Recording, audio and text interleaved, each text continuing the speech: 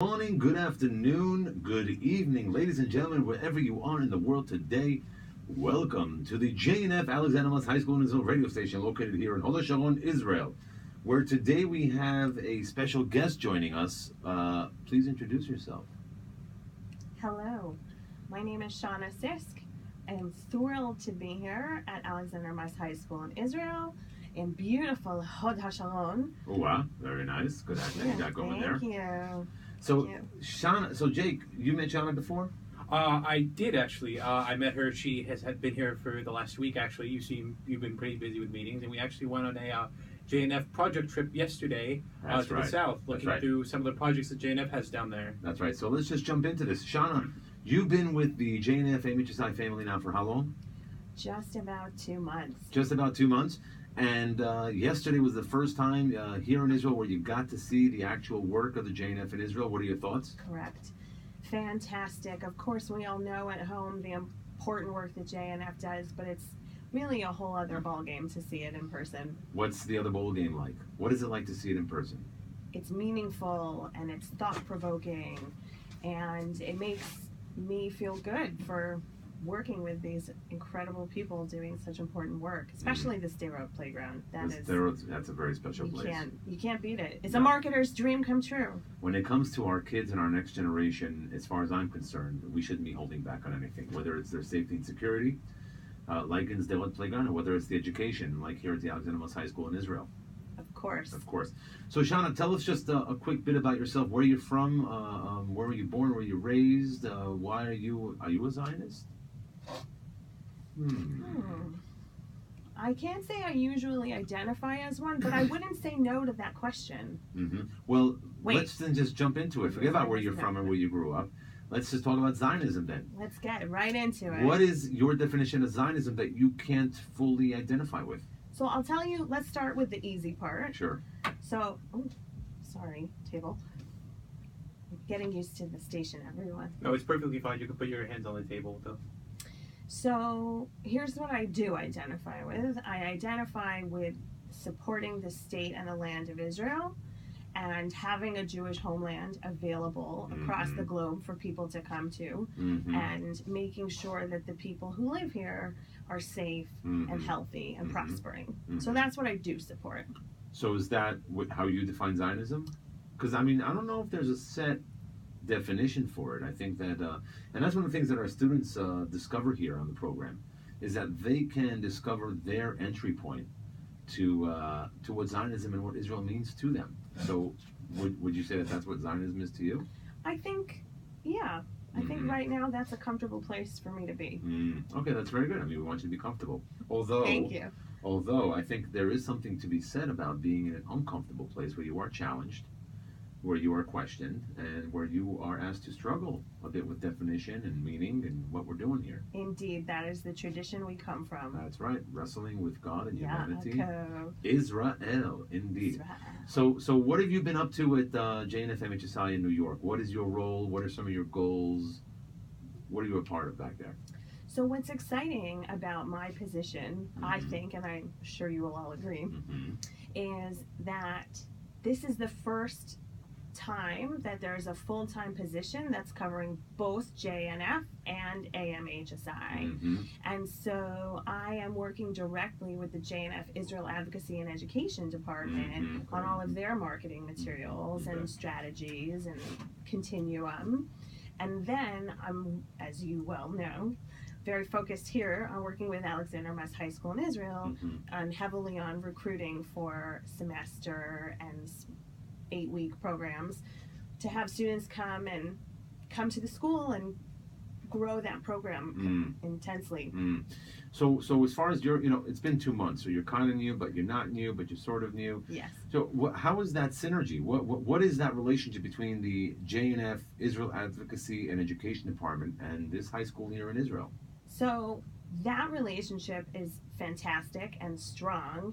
And what we are working on is refining it, right? The best way to go about these partnerships, the best way to connect Alexander High School and Israel alumni with JNF on campus programming or utilizing early childhood JNF younger school programs to use as a feeder for Alexander Mice High School. So we're talking about connecting the dots here, correct, right? Creating a continuum of engagement in Jewish life with Israel, and trying to see how those dots connect and how we can extend our reach and impact. 100%. Right? And you're looking at it from a marketing lens. Right. So I look at it, I can't help but look at things programmatically as well. That's just a part of my background growing up, really involved in the community and working in smaller places where you have to take on more than just a specific role. So I like to look at things holistically, and fortunately we have a great team that's open to lots of opinions in the right context on the right occasions, but it's a great partnership, so I'm able to look at things more holistically. But also, yes, from a marketing perspective, that means making sure the messaging is the same across all channels. So if I had to ask you, and sorry interrupting you, but we try to keep people on their toes on this show here. Definitely. If I had to ask you what messaging, what's the message here? What is the message of AMHSI-JNF? The message, off the top of my head, without a board meeting, without other superiors. That's right. You're buying time, Shana. What's the message? Okay, our message is bringing youth of all ages together in partnership and fellowship, taking care of the land of Israel and the people. Very nice.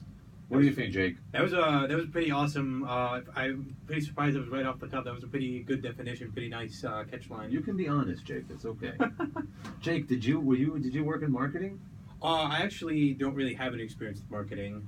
Okay, so she sold you. That's good.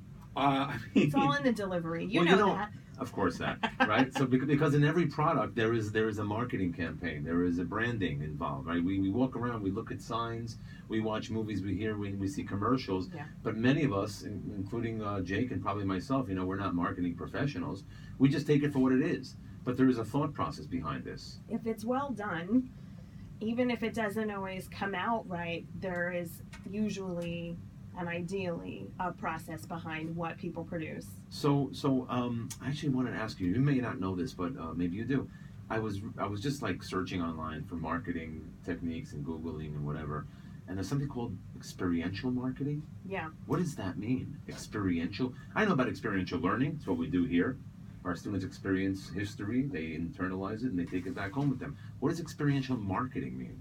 So this is a direction where lots of big companies with a lot of money to experiment with things are going in terms of creating an experience. Okay. So you might have seen, especially those of us that live back home in the States, you may have seen commercials for like a beer company or some other, maybe a different kind of a soft drink or chocolate company or gum, somebody who's selling a product to a certain age group of people, usually. So let me cut you off for a second. So let's say I go to the supermarket, there's a stand, and it's like Yoplait or something random that I never heard of, yogurt, and they're giving away tastes of this yogurt.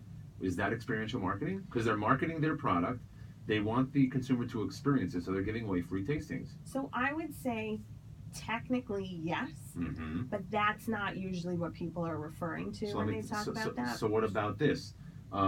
Virtual, let's say, tours of campus. Let's say, they have these Google glasses today or whatever. And they have the new VR sets are getting, the Oculus Rift thing is getting very popular now. That's right. So if we were able to get a virtual campus, a tour of campus, and get everything on footage, and then we put it up onto one of these, iPhone, programs where they watch it with the goggles, and wherever they turn, they're literally like on campus. Would that be like considered experiential marketing? That could be. That would be a more digital version, a technical version of experiential marketing. A more traditional, I love how I always catch myself saying things like this. A more traditional definition of this brand new area is really having an event where people are present and they're sharing an experience together. Interesting. So by day you are in marketing and by night you are on Broadway or something like that.